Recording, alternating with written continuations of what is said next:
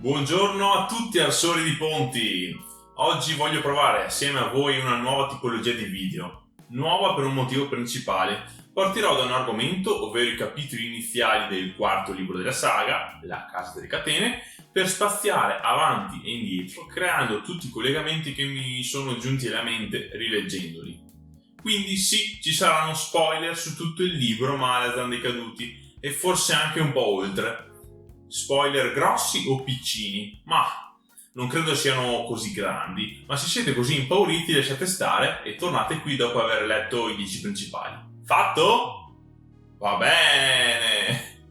Vi avviso subito, mi prenderò il mio tempo. Non mi interessa fare qualcosa di rapido o sbrigativo. Piuttosto mi piacerebbe mettermi giù e chiacchierare con voi, anche se in differita. Non è forse un podcast questo? Rendiamolo tale. Insomma, io veramente passo ore e ore ad ascoltare gente che parla, dal comico che ricorda le sue disavventure scolastiche allo storico che rievoca grandi battaglie. Quindi, perché no? Magari a qualcuno di voi può piacere questo tipo di contenuto. Il guerriero Tablor è il protagonista indiscusso dei primi 4 capitoli de La Casa delle Catene. Capitoli che compongono al suo interno il primo libro intitolato I volti nella roccia. Come mai, vi chiederete, di punto in bianco mi metto a parlare di questo preciso punto della saga? Risposta 1. Perché a novembre esce anche in Italia Il Dio Indifferente, che da quanto ho capito dal prologo, unica parte che ho letto, seppur tradotta homemade, tratta appunto dei Tablor. A proposito, vi lascio il link del prologo qui. Insomma, c'era la necessità di recuperare quel pezzo in cui si parla dei loro costumi, abitudini, dei, parenti, ambiente, eccetera. Tra parentesi, sono molto contento che Armenia Edizioni ci renda disponibile questo romanzo. È un passo importante, ragazzi. Finalmente le preghiere dei fan sono state ascoltate. È il primo libro che viene tradotto in italiano dopo i 10 Il libro Malazan dei Caduti. Risposta 2. Sono arrivato proprio in quel punto con la rilettura e per la prima volta mi sono trovato di fronte a così tanti spunti che ho detto ne devo parlare sul canale. Scusate la lunga premessa, partiamo.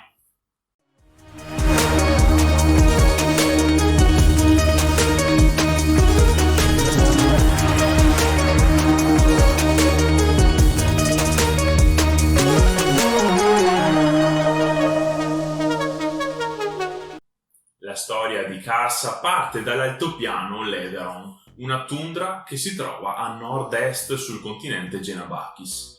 Cosa c'è da sapere su questo luogo? Innanzitutto che è abbastanza isolato, infatti i Tablor sono rimasti lì confinati per millenni interi. Gli animali che la popolano sono di grandi dimensioni. Vediamo direttamente i cavalli che montano i Tablor, cavalli Yag, e i cani molto più grossi del normale. Vengono solo nominati invece gli orsi. Poco più a nord dell'altopiano si trova una zona completamente ghiacciata che è stata teatro di alcune guerre tra i clan Mas e gli Aurut. Chi sono i Tablor? Derivanti dai Toblakai si sono isolati nel corso dei millenni costituendo una razza a sé stante. Approfondiremo in seguito questo punto. Fisicamente si presentano con una stazza imponente, la loro altezza è di un uomo e mezzo, possiedono 4 polmoni e una capacità di guarigione molto rapida. Raggiungono l'età adulta intorno agli 80 anni e possono vivere per secoli. Karsa è cresciuto in un ambiente molto particolare, il clan degli Urid, e per capire le sue azioni dobbiamo sapere da dove è partito. I giovani vengono addestrati all'uso delle armi per essere preparati ad eseguire incursioni nelle terre delle tribù adiacenti. L'offesa più grande che possono arrecare ai nemici è quella di arrivare non visti nei loro accampamenti e spostare le pietre del focolare. Ma Karsa vuole di più. Sente di essere nato per uno scopo superiore e soprattutto è cresciuto con i racconti delle gesta del nonno, azioni eroiche uniche e mai più ripetute o imitate da nessuno degli Urid. Pike Orlong, circa 400 anni prima, ha eseguito l'ultima razzia fuori dai territori Tablor, precisamente al Lago d'Argento. È tornato a casa con trofei a testimonianza della sua vittoria, orecchie e ossa umane. Bambini, come li chiamano loro, per via della statura.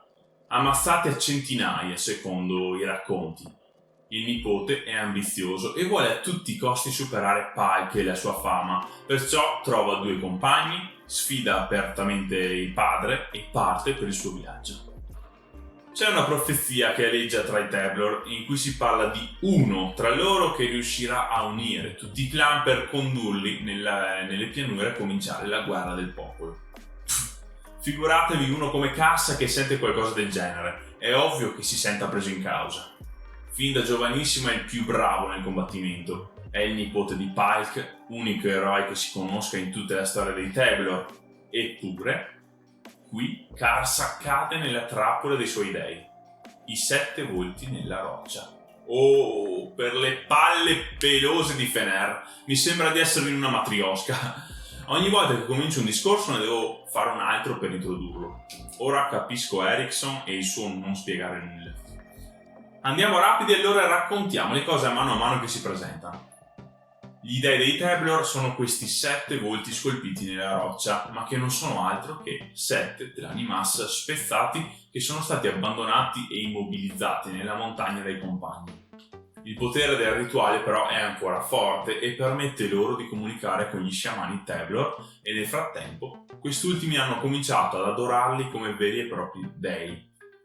Insomma, dopo millenni di noia, i 7 decidono di volersene andare, di trovare qualcosa da fare. Ma per lasciare la radura e i loro volti di pietra hanno bisogno di uno strumento da poter sfruttare. Karsa. Ci sarebbe altro da dire qui, andando a coinvolgere il dio Storpio, ma ci ritorneremo.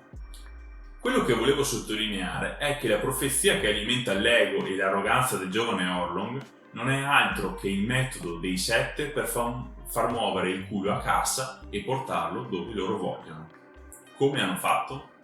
Semplice. Questi 7 furbetti hanno sussurrato nel sonno la profezia agli sciamani del clan, che a loro volta l'hanno ripetuta a lungo fino a farla diventare parte integrante della cultura stessa della tribù. Chissà, forse questo avveniva ancora prima, quando il loro obiettivo era Pike. Parliamo ora di Daelis, la ragazza di cui Karsa è innamorato ma che se la fa di nascosto con Byros Guild. Karsa era convinto di poterla avere una volta tornato dal suo viaggio, ma poco prima della partenza scopre che Daelis ha dato la sua benedizione a Byros. Veniamo a sapere che la giovane donna aspetta un figlio da lui. Questi accenni vengono ripresi nel prologo de Il Dio Indifferente, quindi è buona cosa tenerli a mente. Delum e Byros sono i compagni di viaggio di Karsa e nessuno del villaggio è venuto a vederli partire, neanche Pike. Gli anziani sono contrari a questa spedizione e lo dimostrano fortemente con la loro assenza. Si parte. Per arrivare al Lago Azzurro servono circa 2 settimane a cavallo attraverso gli accampamenti dei clan Sanid e Rathid. Sebbene siano solamente in 3, Karsa non ha intenzione di passare inosservato in questi territori ostili, anzi, vuole scavare un cammino di sangue. Trovano il primo accampamento Rathid, piccolo e contenuto perché è formato da una squadra di cacciatori.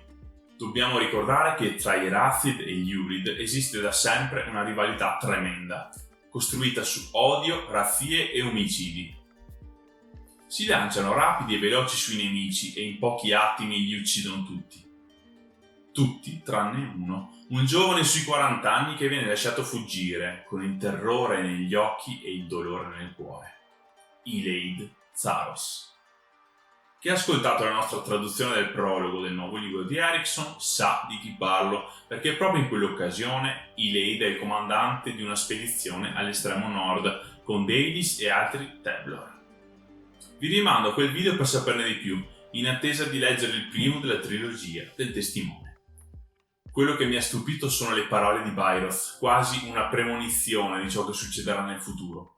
Ecco cosa dice a Karsa dopo la razzia ai danni dei Rathid.